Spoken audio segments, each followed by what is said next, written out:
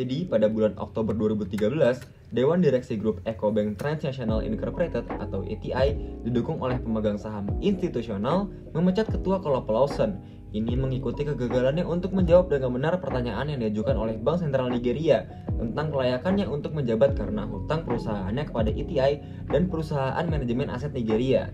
Pada bulan Maret 2014, Dewan mencopot CEO Thierry Tanoh atas tuduhan salah urus, termasuk memecat seorang pelapor dan mencoba membayar bonus besar untuk dirinya sendiri.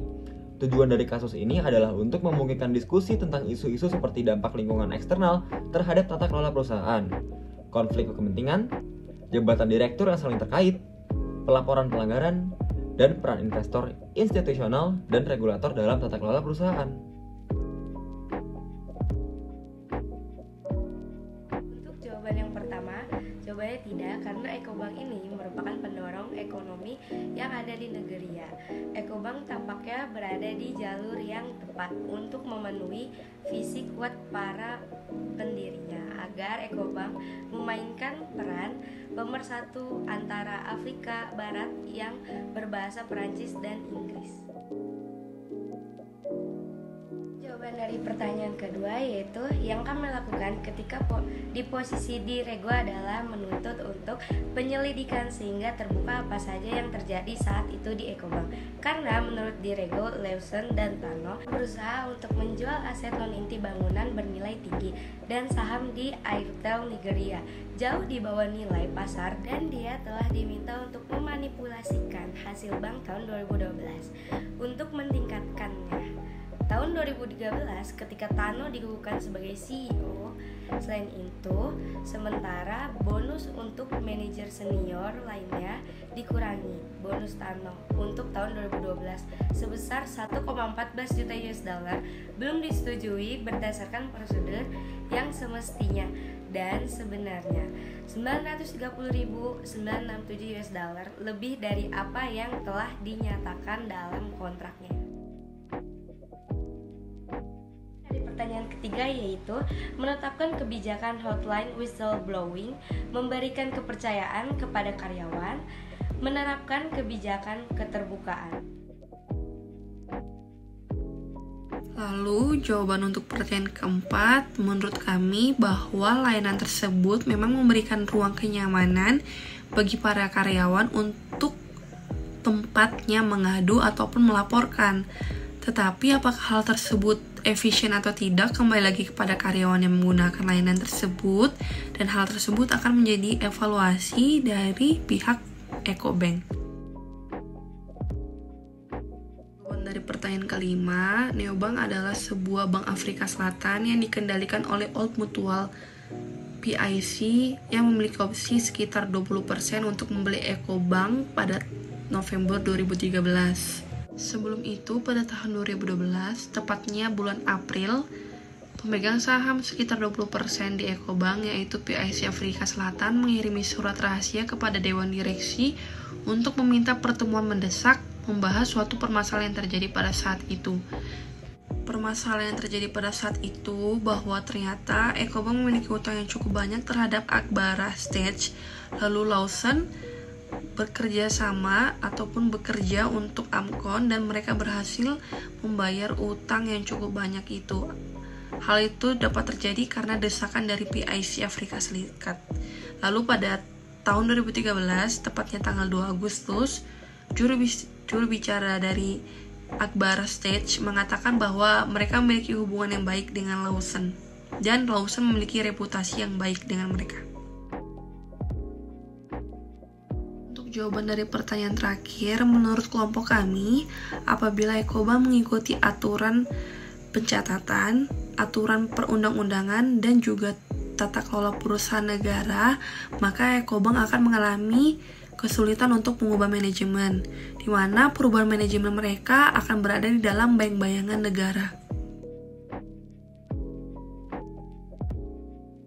Kekuatan yang memicu pada kasus Ecobank di Nigeria dimulai dari perekonomian Nigeria pada tahun 2009 yang mengalami krisis keuangan. Krisis ini dipicu oleh krisis subprime 2007 yang mana pasar saham Nigeria runtuh dan menyebabkan banyak bank di Nigeria yang berada di ambang kebangkrutan. Untuk menyelamatkan lembaga keuangan yang hampir bangkrut dan mengganti kepemimpinan di 8 bank Nigeria, 4 tahun kemudian, para bankir di Nigeria tidak bajak pada kasus sebelumnya. Pada tahun 2013, skandal tata kelola perusahaan seputar Ecobank sekali lagi mendorong industri perbankan Nigeria menjadi pusat perhatian. Adapun kelemahan pada kasus Ecobank di Nigeria ialah kepergian Lawson menjadi sorotan kini beralih ke Tanoh. Setelah Tanoh melepaskan bonus kontroversial, tetapi kepercayaan kepemimpinannya yang menyusut. Pada tanggal 1 Maret 2014, PIC menuntut agar Tanoh mengundurkan diri menjulukinya secara teknis dan moral tidak layak. Dalam surat dengan kata-kata tegas kepada Dewan yang tidak kalah memberatkan adalah pernyataan perwakilan PIC di Dewan Ecobank. Keputusan yang disahkan pada RUPSLB 3 Maret 2014 mengubah anggaran dasar untuk membatasi jumlah Dewan menjadi 15 anggota, membatasi masa jabatan direktur selama 9 tahun dan memberikan kuasa untuk menyetujui akuisisi, merger dan pelepasan sebesar 20% atau lebih dari nilai buku perusahaan pada pemegang. Selanjutnya, saya Risman Zulfitriani akan menjelaskan secara singkat tentang analisis SWOT pada bagian opportunities pada Trouble Ecobank. Yang pertama adalah saham ETI turun dari NGN 15.00 menjadi NGN 14.50 pada tanggal 11 Maret 2014 ketika pasar menerima berita pemecatan Tanoh dan akan tetap berada dalam liang selama 2 bulan ke depan. Menariknya, grup membukukan pertumbuhan total aset sebesar 13% tahun ke tahun pada tahun 2013. Sebuah bukti kemampuan Ecobank yang berkelanjutan untuk menarik simpanan meskipun terjadi pengolakan tata kelola perusahaan. Yang kedua adalah pada tanggal 31 Juni 2014, pemegang saham memilih Emmanuel Ikazobo, sebelumnya CEO Deloitte untuk Afrika Barat dan Tengah dari tahun 2007 hingga 2009 sebagai ketua yang baru. Nedbank menggunakan opsinya untuk meningkatkan kepemilikannya di ETI menjadi 20%. Menurut CEO Mike Brown, Ecobank telah membuat kemajuan besar dalam menyelesaikan masalah tata kelola perusahaannya. Yang ketiga adalah, apakah percobaan dengan API Ecobank mengubahnya menjadi institusi yang lebih baik? Jawabannya adalah eksekutif dan pengamat sama-sama mengakui perlunya keberlanjutan, tetapi peluang berlimpahnya karena permintaan layanan keuangan terus tumbuh di pasar Ecobank.